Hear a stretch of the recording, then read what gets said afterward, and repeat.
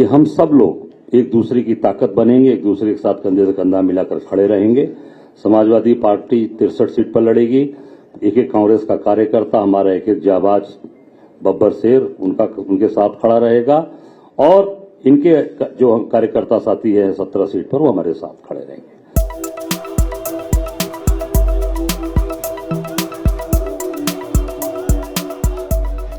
उत्तर प्रदेश में लोकसभा चुनाव के लिए कांग्रेस और समाजवादी पार्टी आखिरकार साथ आ ही गए हैं। सीट बंटवारे पर बुधवार को दोनों पार्टियों में सहमति बन गई और प्रेस कॉन्फ्रेंस करके बाकायदा गठबंधन का ऐलान कर दिया गया।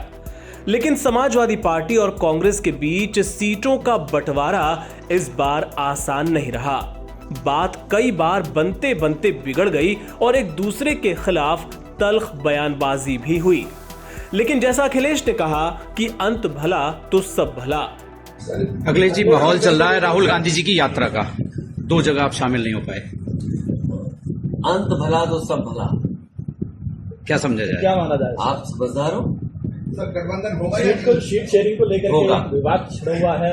कोई विवाद नहीं है, आपके सामने सब चीजें साफ हो जाएंगी। कांग्रेस इंचार्ज पांडे जी ने कहा है बीएसपी के लिए कि उनके लिए दरवाजा खुला है।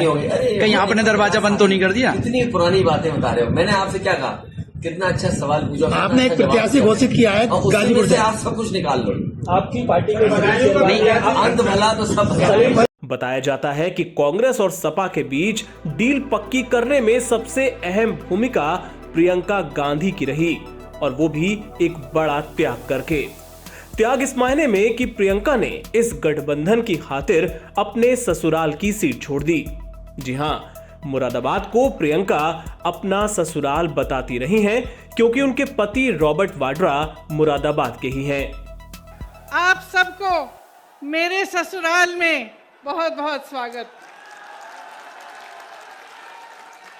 और ससुराल वालों, आपसे माफी चाहती हूँ, बहुत दिनों बाद आई हूँ। माफ हूं कि नहीं? आपके शहर ने मेरे परिवार को संरक्षण दिया, उनको खड़ा किया। बंटवारे के बाद मेरे ससुर जी के पिता अपने परिवार को लेकर मुरादाबाद आए। यहीं से उन्होंने अपना कारोबार शुरू किया।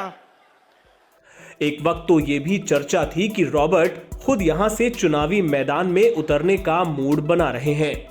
वो प्लान तो शायद ठंडे बस्ते में डाल दिया गया, लेकिन फिर भी कांग्रेस इस सीट को हर हाल में अपने पास ही रखना चाहती थी। दूसरी तरफ अखिलेश भी अड़े हुए थे। ये सीट अभी समाजवादी पार्टी के ही पास है। एसटी हसन यहां से सांसद हैं।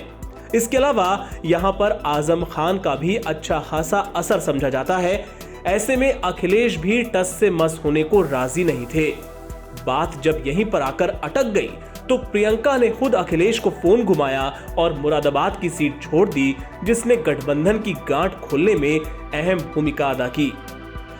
जब प्रियंका ने जिद छोड़ी तो अखिलेश ने भी नरम दिल दिखाया। वाराणसी से सपा अपना उम्मीदवार घोषित कर चुकी थी, लेकिन कांग्रेस चाहती थी कि इस सीट पर प्रधानमंत्री मोदी के आगे कांग्रेस ही लड़ती हुई नजर आए, जिसका पूरे देश में संदेश जाए। अखिलेश ने यह दलील स्वीकार करते हुए अपना उम्मीदवार वापस लेने की हामी भर दी। सोनिया के राज्यसभा जाने के बाद सपा से गठबंधन के बगैर रायबरेली भी कांग्रेस के लिए चुनौती बन सकती थी। चर्चा है कि खुद प्रियंका मां की सीट से लोकसभा चुनाव लड़ सकती हैं। ऐसे में कांग्रेस ने सपा के साथ अब इस सीट को भी काफी हद तक सेव कर लिया है। वहीं अगर अमेठी से राहुल स्मृति ईरानी के खिलाफ फिर से चुनावी मैदान में उतरते हैं तो गठबंधन उनके लिए बड़ा सहारा बनेगा। इसी तरह सीट बंटवारे में अमरोहा सीट भी कांग्रेस के खाते में गई है। खबर है कि इस सीट से मौजूदा सांसद और बीएसपी से निष्कासित किए गए दानिश अली जल्द कांग्रेसी बनने वाले हैं। संसद में गाली कांड के बाद राहुल और उनके बीच अच्छी ट्यूनिंग देखने को मिली है और वो बीजेपी के खिलाफ बड़ा मुस्लिम चेहरा बनकर उभरे हैं। अब कांग्रेस उन्हें इस सीट से उतार सकती है। इसके अलावा कांग्रेस कानपुर सीट भी मांग रही थी, जो अखिलेश देने को राजी हो गए। कभी ये सीट कांग्रेस का गढ़ हुआ करती थी, जहां श्री प्रकाश जायसवाल का दबदबा था। जायसवाल अभी अस्वस्थ हैं और सक्रिय राजनीति से बाहर हैं।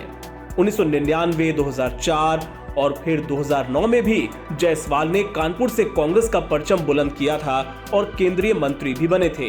अब कांग्रेस उनके पसंद के कैंडिडेट को चुनावी मैदान में उतारकर यहां एक बार फिर से जीतने की कोशिश करेगी।